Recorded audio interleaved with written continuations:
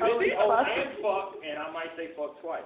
So, anyway, the name of this is Corporate Pimp. In addition to that, I'm going to ask for audience participation. Okay? Corporate Pimp, one-man thing. I'm doing this not because I'm trying to show out, because I got here late and everybody already has had their scripts. Okay? All right. Let me introduce myself. I'm Corporate Pimp. So, what is pimp? Anybody know what pimp is in here? What is a pimp? Men who have multiple females to make finance. Really wrong. What's a pimp? What's a pimp? Gangster with female. Oh, gangster with female. You like all y'all gangster and shit, just like that. No.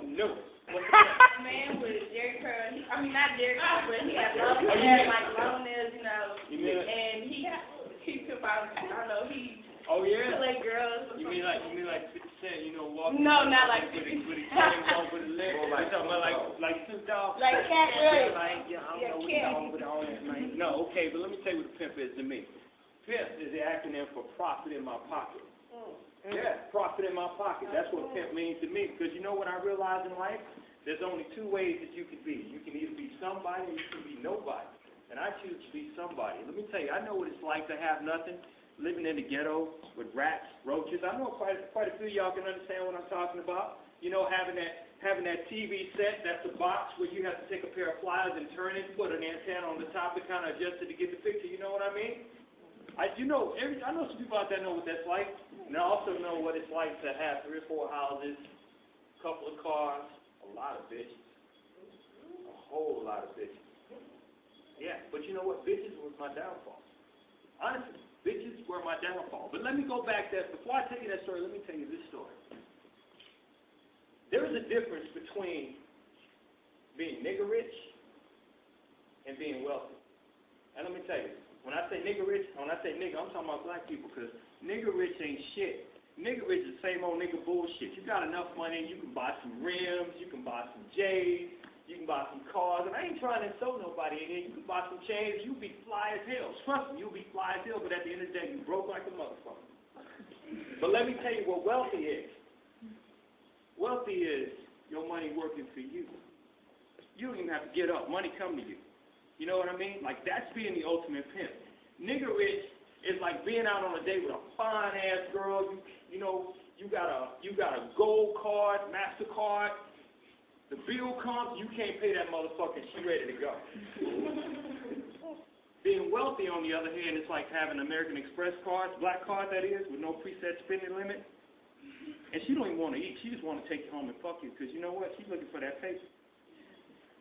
And remember I told you bitches were my downfall? Remember I told you that earlier? Bitches were my downfall. And see, most of you, when I said bitches, you thought I was talking about females, right? Because that's how women are objectified in this country. They're objectified as bitches, hoes. No. I'm talking about being a corporate pimp, and I'm talking about bitches being my downfall. You know what those bitches were? Those bitches were anything that got in my money. And yes, they were bitches too. That was I'm talking about what the split between the legs. But I'm not talking about a female. I'm talking about anything that I indulged in, anything that I went forward, anything that I just kept my attention on and not focusing on my paper. So I devised one strategy on. You know what that was? Paper first, bitches later. Let me tell you my history. But to understand my history, you have to understand who I came from. I mean my father's history. My father was from Canada. And yeah, he was a pimp. But he wasn't the pimp like the sense that I'm talking about, profit in my pocket, although he was rich, and to quote Jay-Z, he said he would rather live enormous than to die dormant. You know? He's a die as a man, standing up, never on his knees. Last to the die breathe. That's the kind of man my dad was. But yet, he let bitches get in the way of his paper. Subsequently, he ended up in jail, died broke, and I never met him. Because my mom was probably one of the darkest women you've ever seen in your life, and my dad was light-skinned, and you know what? You know those dark-skinned women, they like some light-skinned dudes, right? You know that. And that was in the 70s, you know. Or that was the late 60s. That was during the time when light skin was in. Yeah, we in now because of Obama. I like your shirt too, by the way. But let me tell you what my dad's problem was. My dad's problem was he let bitches get in the way of his money. So I tell you what, I started off working at the radio station. Some people probably know it. Magic 102, 97 out of the box, 104 KRB. I worked at all three of those stations. I went from answering the telephones to learning the business of everybody that came through that door because I ended up in sales and on the air. Had a #1 show for 3 years. It's called Club Magic. I believe Chili Bill Smith and what's the boy named? Golden Boy does a show now. Well, let me tell you what happened. Money is intoxicating.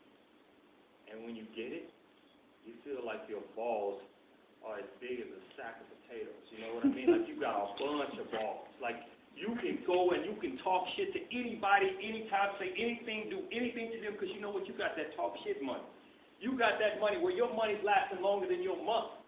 You know what I mean? I bet most of you guys in here, including myself right now, because I once was a millionaire and I'm on my way back and I'm striving to get it again. Have more month than money. Really? Including the lady on the telephone. She's talking to a bill collector right now. Bill collector hid his number. He put star 667 behind it. So it came in as an unavailable number, but she didn't know who it was, so she picked up the phone. But those were the kind of calls that I avoided after I lost my fortune. All because I let a bitch get in my way. I didn't remember the essence of what it meant to be a corporate pimp. Profit in my pocket. When I say corporate, I mean doing everything legal, doing everything with structure. But you know what the problem with most education? They don't teach you shit about finances. I know people right now that will go out and spend their money on a pair of tennis shoes, on a shirt, and the light bill due tomorrow. I know, I've been there. I've been that person. So, my father taught me one thing, because subsequently, like I told you, he ended up in jail and died broke. That being nigger rich ain't shit. Being wealthy is like having a hard on for days.